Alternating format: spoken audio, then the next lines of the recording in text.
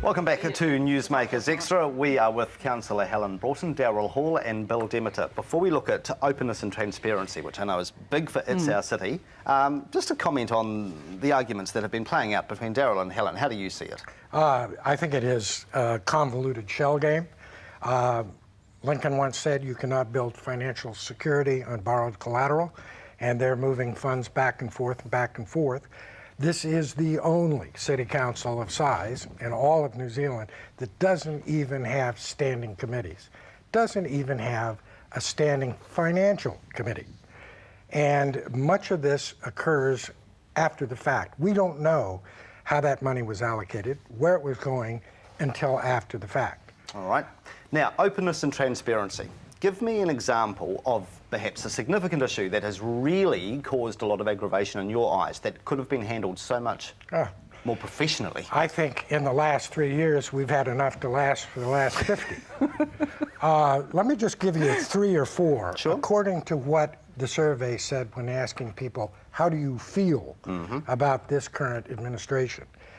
Over 80% answered that they were extremely unhappy over the 24% rate increase for fixed people on incomes in flat housing. Right, the social housing. Yep. Social housing. Second of all, nobody that I have talked to, nor the professionals that did this survey, has a one good thing to say about this Henderson affair.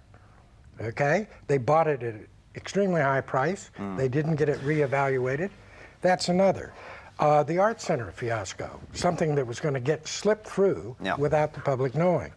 The Marriott compensation, twice in 1 year.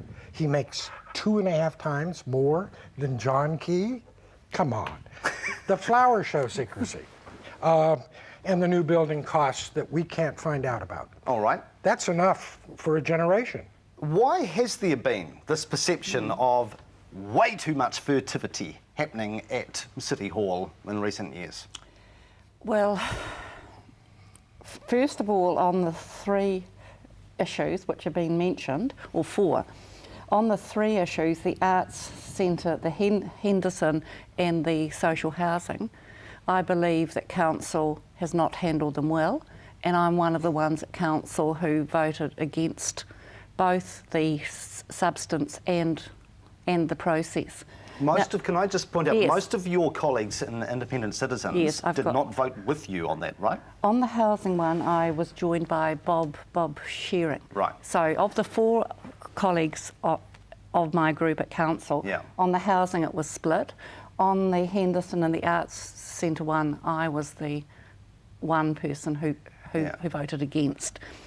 And now in terms of, the question was again, Mike?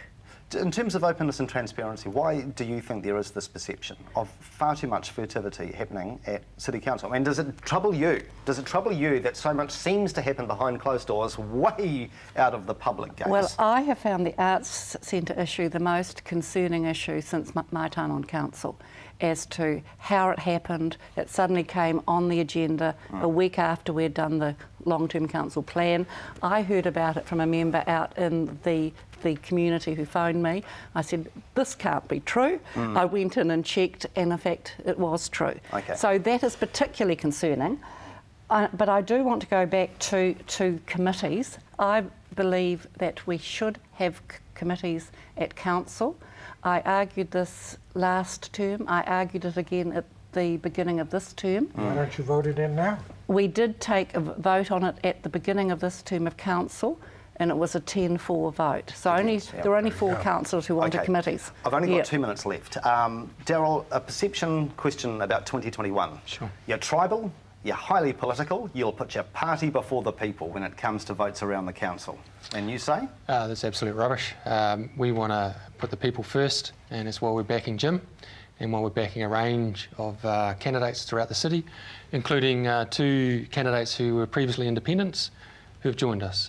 For example, Tim Scandrett, who will be standing for us for council, and Spraden Heskett. What do you think this election should be fought on? I'll give you 30 seconds each to wrap the show up. What do you think the defining issues should be for voters? Bill? Very clearly, transparency.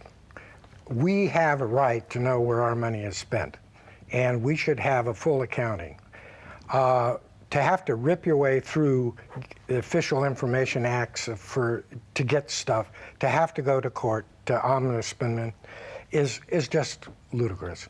It's our money, it's not theirs, and we should know where it goes.